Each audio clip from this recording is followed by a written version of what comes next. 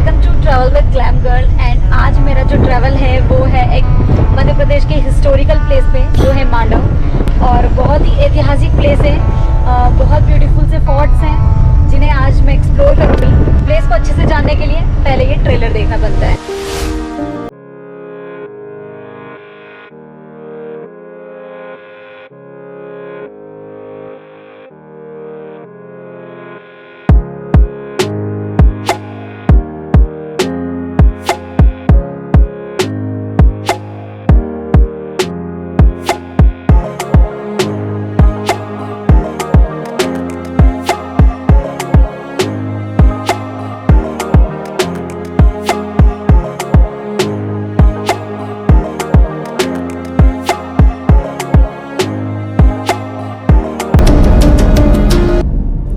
मैंने अपनी मांडू की जर्नी को इंदौर से बाय कार शुरू किया।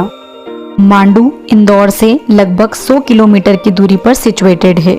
इंदौर तरफ से मांडव पहुंचने पर सबसे पहला टूरिस्ट स्पॉट आता है काकड़ा खो। काकड़ा खो एक बेहद ही खूबसूरत वाटरफॉल है जो मांडू से लगभग 5 से 6 किलोमीटर पहले ही आ जाता है। दूर तक चारों ओर फैली इस ग्रीनरी से जब यह झरना बहता है तो बेहद ही खूबसूरत नज़ारा दिखाई देता है। नीले नीले बादल, खूबसूरत सा बहता पानी और चारों ओर मंत्रमुग्ध कर देने वाली हरियाली आपको प्रकृति के और भी करीब ले जाती है। बारिश का मौसम यहाँ की खूबसूरती को और भी ज़्यादा बढ़ा देता है। मांडू आने वाला हर टूरिस्ट प्रकृति के साथ कुछ पल यहाँ जरूर बिताता है। और ये है मांडव की जो इमली है वो स्पेशल इमली है। और जब आप इसको अंदर से इसको तोड़ेंगे हम लोग तो निकलेगी ये इमली है मांडव की। प्रकृति के नज़ारों को एंजॉय करते, बंदरों के साथ मस्ती करते हुए निकल पड़े हम अपनी आगे की मंजिल की ओर। यहाँ के शानदार व विशाल दरवाजे मांडू प्रवेश के साथ ही इस तरह हमारा स्वागत करते हैं मानो हम किसी समृद्ध शासक के नगर में प्रवेश कर रहे हो। यहाँ से कुछ ही आगे बढ़ने पर हमें मिली गदा शाह की दुकान। यह उन जगहों में से है जिन्हें पर्यटक कई बार नज़रअंदाज कर कर निकल जाते हैं, किंतु यह भी मांडव के अन्य खूबसूरत किलों से कम नहीं थी। विस्तृत क्षेत्र में बसा हुआ यह महल फोटोग्राफी पसंद करने वालों के लिए बेहद खूबसूरत प्लेस है। यहाँ कुछ देर अच्छा समय बिताने के बाद हम निकल पड़े मांडू के सबसे पॉपुलर और खूबसूरत जहाज महल को देखने के लिए। जहाज महल मांडू का एक खूबसूरत महल है जिसका ऐतिहासिक महत्व भी अत्यधिक है। सो है एवरीवन, और इस वक्त मैं आ गई हूँ जहाज महल में। मांडू का ये बहुत ही पॉपुलर टूरिस्ट स्पॉट है। सबसे ज़्यादा टूरिस्ट इसी फोर्ट को एक्सप्लोर करने के लिए आते हैं। चारों ओर बहुत ही ब्यूटीफुल सा तालाब है और उसके बीच में ये सिचुएटेड है और इसी के कारण इसे जहाज महल के नाम से जाना जाता है। इस खूबसूरत महल का निर्माण खिलजी राजवंश के गयासुद्दीन खिलजी द्वारा करवाया गया था। यह महल 2 झीलों कापुर तालाब और मुंज तालाब के बीच बना हुआ है जो देखने में जहाज के जैसा दिखाई देता है। इस महल की शानो शौकत वाली बनावट हमें इतिहास के उस झरोखे के दर्शन कराती है जिसमें हम मांडव के शासकों की विशाल समृद्ध विरासत व शानो शौकत से रूबरू होते हैं। लगभग 120 मीटर लंबे इस खूबसूरत महल को दूर से देखने पर ऐसा लगता है मानो तालाब के बीच में कोई सुंदर जहाज तैर रहा हो। जब मैं जहाज महल पहुंची तो मुझे काफी बारिश मिली। हल्की बारिश और बादलों में घिर जाने के कारण इसकी सुंदरता और भी अत्यधिक बढ़ गई थी।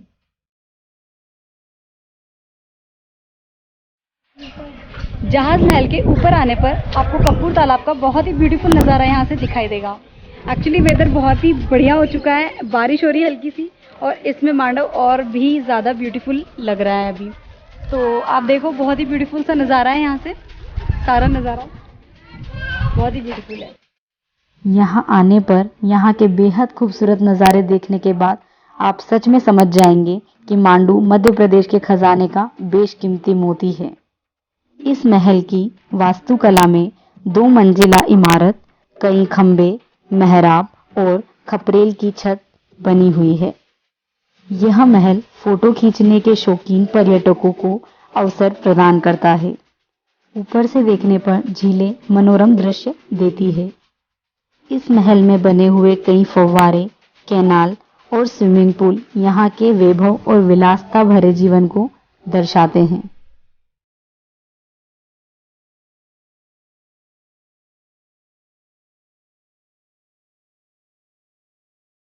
जहाज महल के गार्डन का नज़ारा बेहद दिलकश होता है।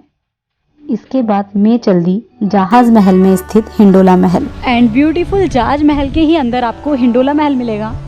हिंडोला मीन्स झूला, और इसका जो शेप है, इसका जो आर्किटेक्चर है वो बिल्कुल झूले के आकार में है, इसीलिए इसे हिंडोला महल कहा जाता है। तो हम चलते हैं हिंडोला महल एंड एक्सप्लोर करते हैं हिंडोला महल को। हिंडोला महल मांडू के खूबसूरत महलों में से एक है। हिंडोला का अर्थ होता है झूला।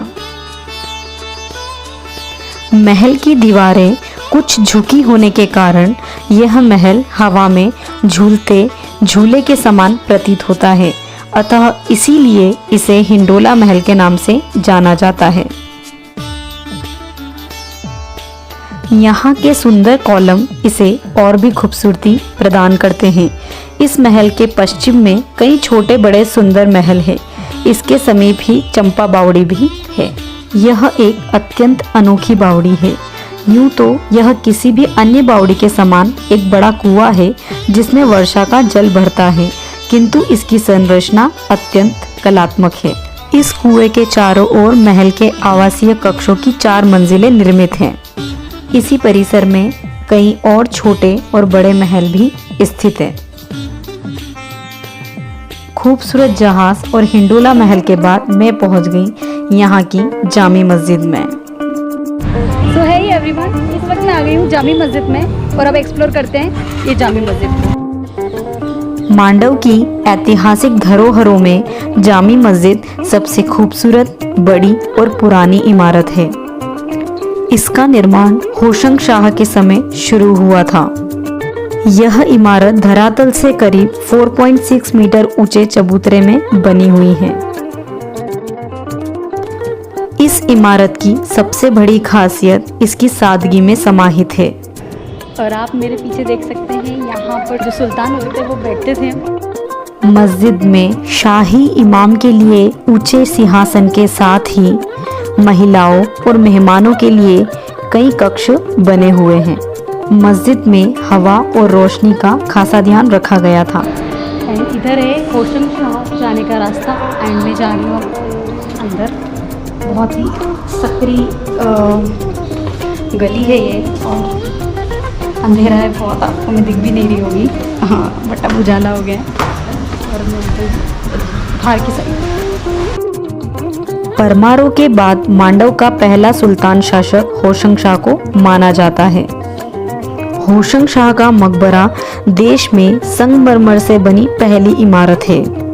खूबसूरत चमकती संगमरमर और इसके विशाल गुंबद से इसकी सुंदरता झलकती है। कहा जाता है कि उस काल में इस मकबरे की खूबसूरती भारत में ही नहीं बल्कि दूसरे देशों में भी चर्चा का विषय थी। यह भी कहा जाता है कि विश्व की धरोहर में से एक ताजमहल का निर्माण भी इसी मकबरे को देखकर किया गया था। मकबरे के अंदर प्रवेश करते ही विशाल दान के मध्य में होशंग शाह की कब्र बनी हुई है। इसके आर्किटेक्चर को जानने के लिए दूर दूर से लोग यहाँ आते थे। जामी मस्जिद के ठीक सामने स्थित अशरफी महल समय के पन्ने में अलग अलग नामों से दर्ज है। अशरफी महल से पूर्णिमा के चांद की खूबसूरती बहुत ही खूबसूरत दिखाई देती थी। इस महल की सीढ़ियों से निहारने पर चांद चांदी के सिक्के के समान दिखाई देता था और इसी वजह से इसे अशरफी महल कहा गया। अशरफी महल के बाद मैं चल दी रानी रूपमती के महल की ओर। मालवा की सबसे ऊंची चोटी पर स्थित यह महल दूर से ही बहुत ही खूबसूरत दिखाई देता है। संगीत के अनन्य साधक रानी रूपमती और बाज बहादुर की गाथा के बिना मांडव अधूरा है।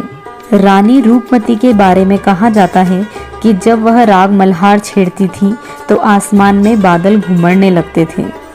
रानी रूपमती के जीवन में जितना संगीत रचा बसा था, उतना ही माँ नर्मदा के प्रति आस्था थी और इसीलिए राजा ने उनका महल मालवा की सबसे ऊंची चोटी पर बनवाया था, ताकि वह रोज माँ नर्मदा के दर्शन कर सके। उस काल के इंजीनियरों ने इस महल में पानी का भी अनूठा प्रबंध किया था। इस महल की ऊंचाई से देखने पर आपको एक पल के लिए लगेगा मानो बादल आपसे बातें कर रहे हो।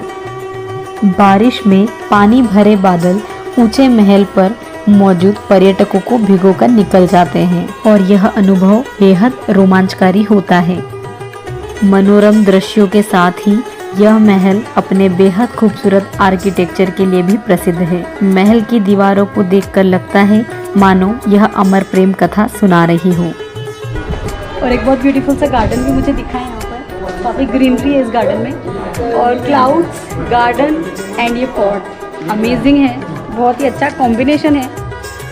बाज बहादुर और रानी रूपमती की अधूरी प्रेम कहानी की दास्तां सुनाता यह किला मध्य प्रदेश के खजाने का बेशकीमती रत्न है। रानी रूपमती के महल के पहले ही बाज बहादुर का महल भी पड़ता है, जहां अक्सर पर्यटक जाना भूल जाते हैं। रानी की रक्षा के लिए राजा ने पहले अपना महल बनवाया था, इसके बाद रूपमती महल। यह महल रूपमती और बाज बहादुर के बीच की प्रेम कहानी के दूसरे पहलू को दिखाता है, जो धर्म और दुनियादारी से परे थी। यहाँ से पर्यटकों को सांस को थाम देने वाले दृश्य दिखाई देते हैं। महल के लंबे गलियारों से गुजरते हुए यहाँ के सुनहरे अतीत की झलक देखी जा सकती है, जो पूरे महल में दिखाई पड़ती है। यह महल उस वक्त की स्थापत्य कला और वास्तुकला का अनुकरणीय नमूना है। यहाँ से विंध्याचल की सुरम्य पहाड़ियाँ खूबसूरत दिखाई देती है। अब चलते हैं हम महल के ऊपर वाले हिस्से में।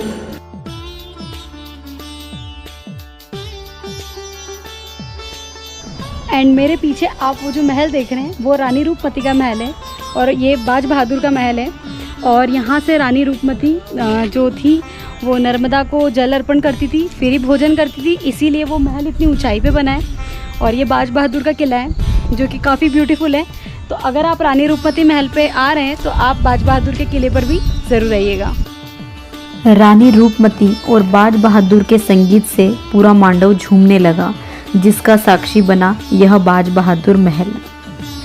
खूबसूरत स्थापत्य कला के उदाहरण और रूपमती मंडप के ठीक नीचे पहाड़ी के ढलान पर बना यह महल आज भी रानी रूपमती और बाज बहादुर की अधूरी अमर प्रेम कथा की दास्तां सुना रहा है। मांडव के इन मनोहारी दृश्यों को आपके साथ साझा करने के बाद लेती हूँ मैं आपसे विदा। मिलती हूँ अगले व्लॉग में। वीडियो पसंद आने पर जरूर से लाइक करिएगा और अगर अभी तक आपने चैनल सब्सक्राइब नहीं किया है तो जरूर से सब्सक्राइब करिए। Take care, bye bye.